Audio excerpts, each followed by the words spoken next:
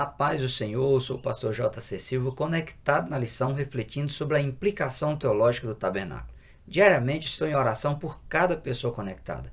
Assista todo o vídeo e ao final, deixe seu feedback com seu like, seus comentários, compartilhe o vídeo nas suas redes sociais. Conto com sua interação aí para ampliar o alcance dos vídeos. Se inscreva no canal se ainda não se inscreveu, acione o sininho para receber as notificações sempre que houver uma nova postagem. Se possível, diga de onde você está conectado. O versículo do dia é 2 Coríntios capítulo 3, versículo 7. E eu acrescento aqui o versículo 8 para completar o entendimento. E se o ministério da morte, gravado com letras em pedras, veio em glória, de maneira que os filhos de Israel não podiam fitar os olhos na face de Moisés, por causa da glória do seu rosto, a qual era transitória, como não será de maior glória o ministério do Espírito? Na verdade aplicada, o pastor César Rosa, ele afirma que o Novo Testamento tem como base o Antigo Testamento.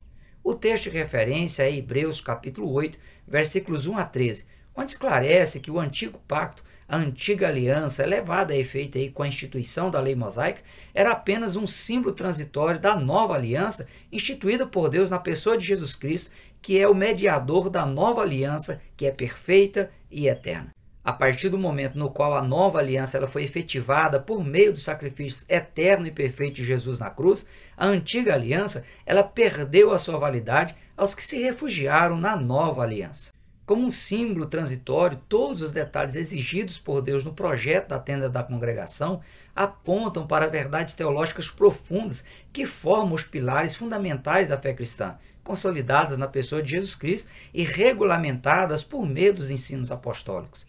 Dentre as doutrinas fundamentais da fé cristã, prefiguradas no tabernáculo do Antigo Testamento, o pastor César Rosa ele cita a soteriologia, que é a doutrina que envolve o plano de salvação da humanidade, a ramartiologia, que é a doutrina sobre o pecado, a cristologia, que é o tratado teológico a respeito de Cristo, e a pneumatologia, que é a doutrina acerca do Espírito Santo. A forma como o ser humano deveria se comportar diante de Deus, os sacrifícios que eram oferecidos com o objetivo de aplacar a ira de Deus, o exercício do sacerdócio e do sumo sacerdócio e o mover sobrenatural de Deus no lugar santíssimo foram figuras apresentadas por Deus para que a humanidade pudesse antecipadamente vislumbrar a alternativa de salvação que seria efetivada por intermédio da pessoa de Jesus Cristo.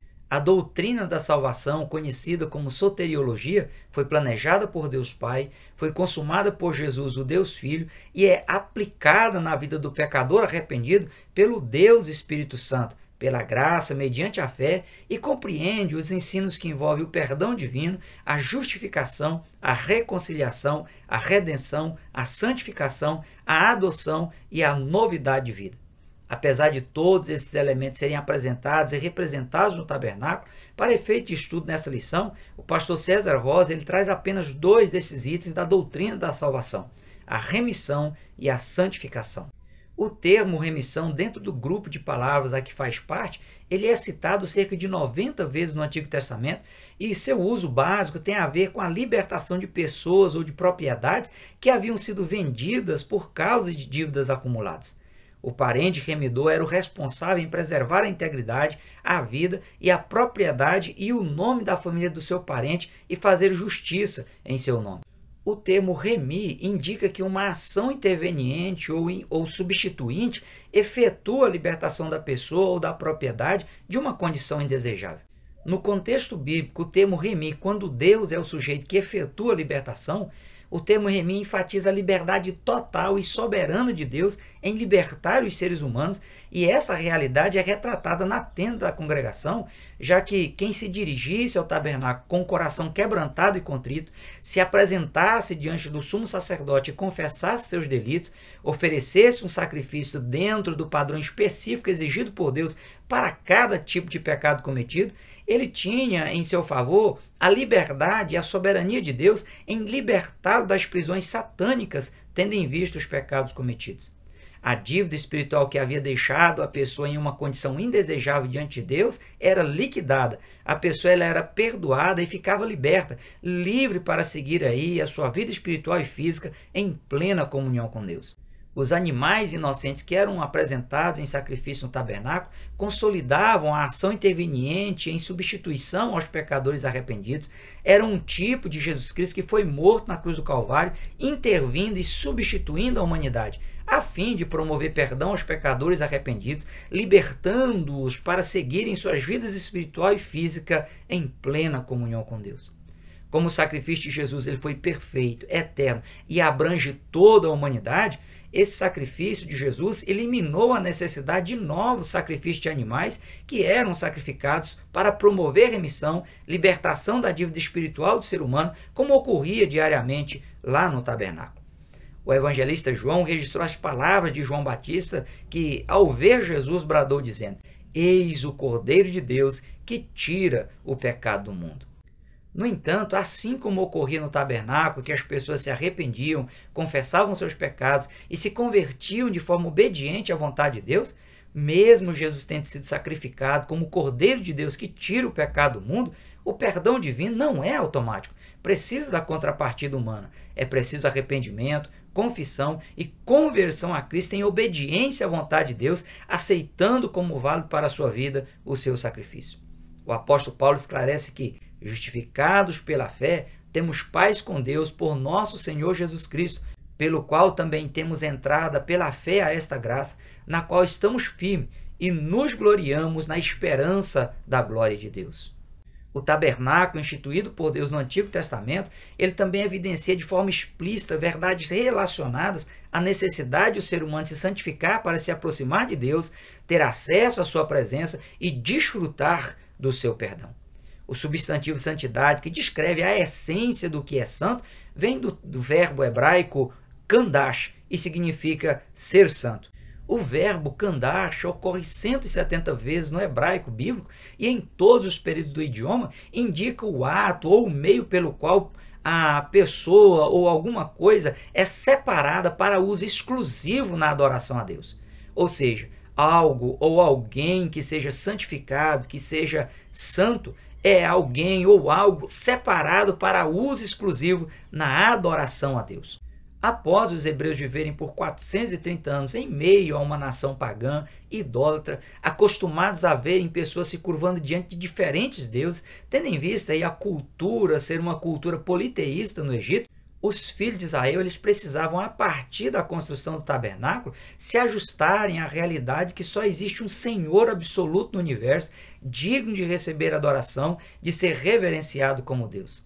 Deus instituiu como cláusula pétrea da lei mosaica, no decreto levítico, artigo 11, inciso 45, a linha B, que diz: "Vós vos santificareis e sereis santos, porque eu sou santo."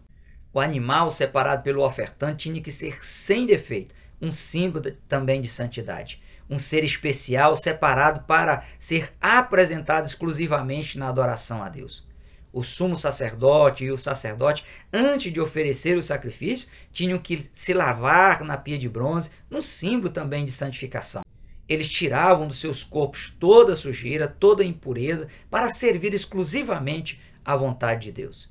O sumo sacerdote, para acessar anualmente o lugar santíssimo, além de se lavar na pia de bronze, eles tinham que oferecer para si mesmo um sacrifício a Deus. Além disso, tinha que colocar na testa uma inscrição: santidade ao Senhor, ou seja, separado para realçar a santidade de Deus e servir exclusivamente a Ele. Jesus, além de ter vivido como ser humano comum de forma exemplar diante de Deus, perfeito como sempre se portou, se separou de uma forma tão exclusiva para servir e consolidar a vontade de Deus Pai, que ele se ofereceu a si mesmo como sacrifício eterno. O pastor César Rosa, ele lembra que o apóstolo Paulo disse que esta é a vontade de Deus, a vossa santificação, que vos abstenhais da prostituição. A prostituição, no sentido literal, torna a pessoa impura diante de Deus, tendo em vista que a pessoa mantém relação sexual fora do padrão que foi estabelecido por Deus. Trata-se de um erro grave que fere a santidade de Deus, que exige pureza nos relacionamentos. No sentido espiritual, prostituição é uma alusão à vida espiritual dupla, na qual a pessoa diz servir a Deus, ter um relacionamento sério com Ele, no entanto, se relaciona com o sistema mundano ímpio e imoral. A pessoa se curva diante de Deus, mas também serve aos deuses deste mundo, representado pelo dinheiro, pelas paixões carnais e por tudo mais que gera infidelidade espiritual e faz com que Deus ele deixe de ser exclusividade na vida da pessoa. Quem quiser alcançar a condição de salvo precisa se ajustar ao padrão de Deus que foi vivido por Jesus e ensinado por ele enquanto ele palmilhou nessa terra como um ser humano comum, deixando aí o seu brilhante exemplo de que é possível se separar para servir e adorar exclusivamente a Deus. No quesito salvação, a santificação é uma condição indispensável na vida da pessoa, assim como era na vida dos que serviam ao Senhor no tabernáculo. Hebreus capítulo 12, versículo 14 diz: seguir a santificação, sem a qual ninguém verá o Senhor. Para se tornar templo e habitação do Espírito Santo de Deus, é preciso que a pessoa preserve a sua vida de maneira santa, separada exclusivamente para Deus. Quanto ao Antigo Testamento e o pecado, a martiologia é o tratado teológico que ensina sobre o pecado e essa doutrina é plenamente destacada no tabernáculo.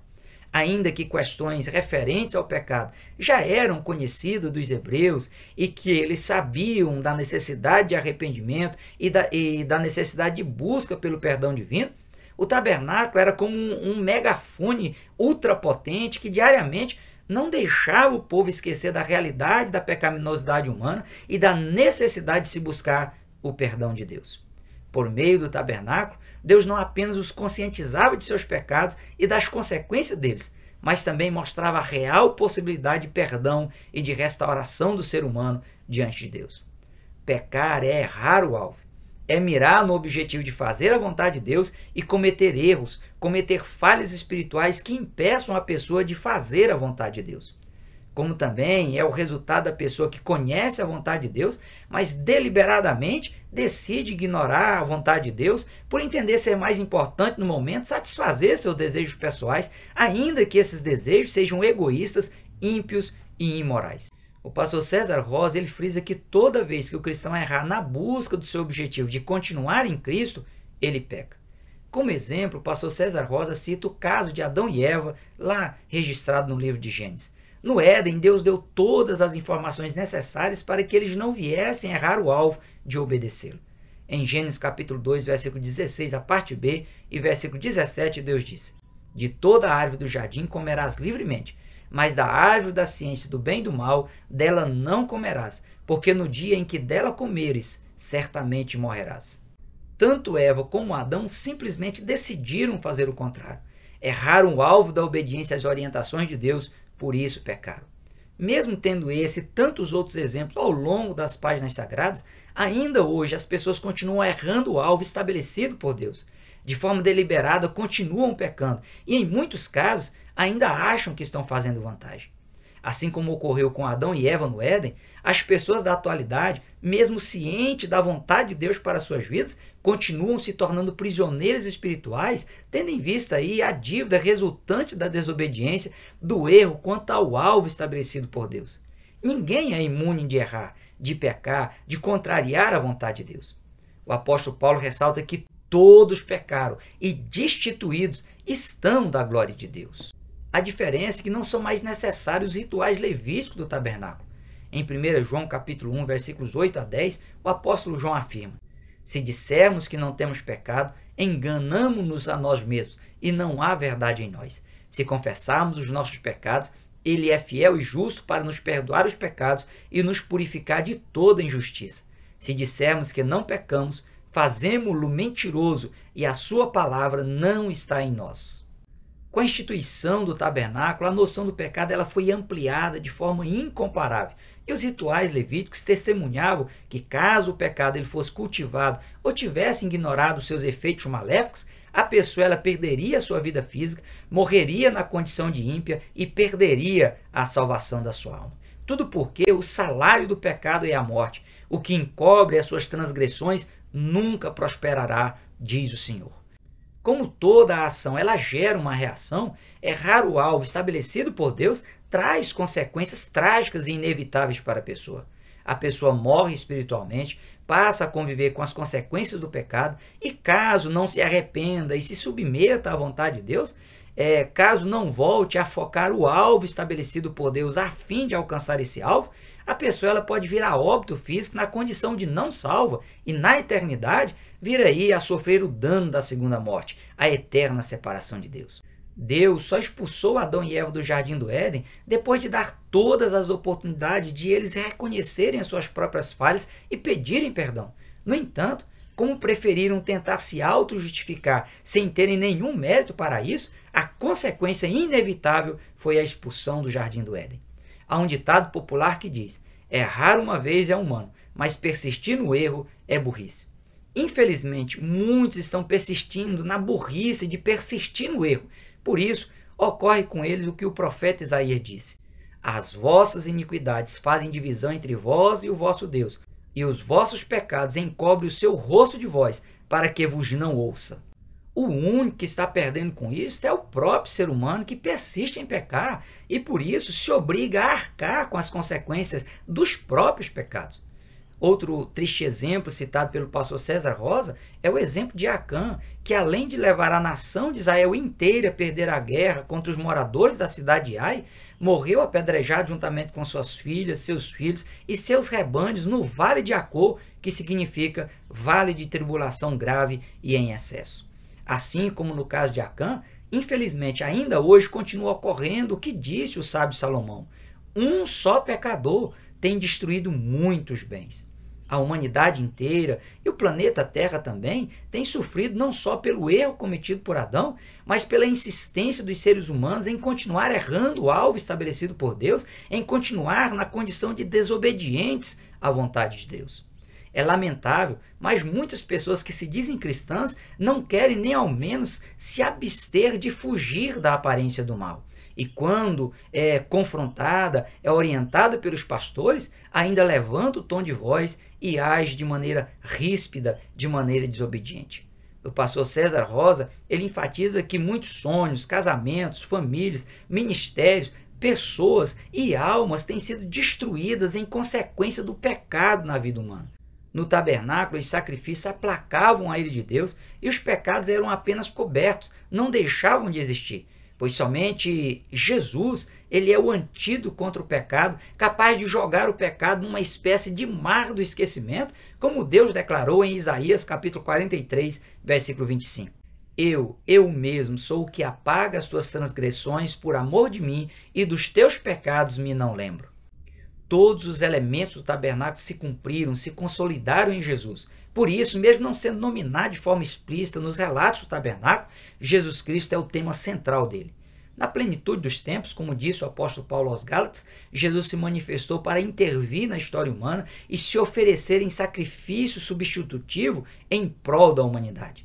Para a reflexão sobre Jesus como sendo o centro do tabernáculo, o pastor César Rosa ele traz como destaque 3 elementos: a arca da aliança, o sacerdote e também o cordeiro. A arca da aliança era o maior símbolo de representação da presença de Deus no meio do povo. Ela era confeccionada de madeira da acácia e revestida por dentro e por fora de ouro. Dentro da arca estava as tábuas dos 10 mandamentos, a vara de Arão que floresceu em um sinal divino quanto à escolha da tribo sacerdotal e uma porção do maná dado por Deus no deserto para alimentar os filhos de Israel. A madeira da acácia ela cresce em regiões áridas, regiões difíceis para uma árvore sobreviver. Produz uma goma medicinal e é resistente aos insetos, não se deteriora e tem uma cor bonita. Representada pela madeira da acácia, Jesus mesmo nascendo e vivendo em um ambiente hostil, impregnado por uma religiosidade vazia e cheia de incredulidade, rodeado por toda sorte de coisas ruins, Jesus obteve êxito com louvor na sua missão. A goma medicinal da madeira da acácia aponta para o fato de que, com a morte de Jesus, o ser humano ele pode ser sarado das suas enfermidades físicas e espirituais. A cor da madeira da acácia fala da beleza interior e da missão de Jesus. A autorresistência da madeira fala da incorruptibilidade de Jesus, que como um ser humano comum viveu sem cometer nenhum delito diante de Deus, mesmo no meio de uma sociedade corrompida. O ouro do revestimento da arca fala da realeza divina refletido no interior e no exterior de Jesus, que era um ser humano comum, mas revestido pelo Espírito Santo de Deus. As tábuas dos 10 mandamentos dentro da arca apontam para o fato de que Jesus ele tinha internalizado dentro de si a expressa vontade de Deus, na qual ele pautou sempre a sua vida, inclusive quando ele confrontou com Satanás e com os escribas e com os fariseus. O maná dentro da arca fala de que em Jesus o ser humano tem suprido a sua fome espiritual de forma permanente. A vara de Arão que floresceu e estava dentro da arca aponta para o fato de que Jesus ele tinha em si a escolha divina para a missão especial de exercer o sumo sacerdócio eterno, segundo a ordem de Melquisedeque, para adentrar no tabernáculo celeste instituído pelo próprio Deus. Mesmo sendo parte da divindade, Jesus se manifestou em carne para, de forma natural, de forma humana, cumprir em si as verdades apresentadas nos elementos da Arca da Aliança. No tabernáculo, o sumo sacerdote era o principal responsável pelos rituais do culto levítico, assim como Jesus é o responsável direto pelo culto da pessoa a Deus. Sem Jesus, ninguém chega a Deus. O sumo sacerdote recebia o animal sem defeito e sem mancha da mão do ofertante para ser sacrificado. Acompanhava o pecador arrependido colocando a mão sobre a cabeça do animal, transmitindo aí de forma simbólica a sua culpa para o animal inocente. Auxiliado pelos sacerdotes, eles realizavam o sacrifício do animal. O sumo sacerdote intercedia pelo povo diante de Deus e levava ao povo as orientações divinas. Ele era obrigado a oferecer sacrifício por si mesmo antes de adentrar no lugar santíssimo. Como sumo sacerdote, Jesus ainda não exigiu e nem recebeu um animal sem defeito e sem mancha da mão do pecador arrependido para ser sacrificado. Jesus, ele ofereceu a sua própria vida em sacrifício vicário pelos pecadores arrependidos. Ao se submeter à crucificação, Jesus recebeu sobre si a culpa do pecado de toda a humanidade. Apesar de ter recebido a ajuda de Simão Cereneu em parte do percurso com a cruz, Jesus ele suportou sozinho toda a afronta, toda a dor da coroa de espinho, dos pregos que fixaram ele no madeiro, da lança que furou o seu lado e da dor emocional provocada pela fúria com que ele foi afrontado e crucificado.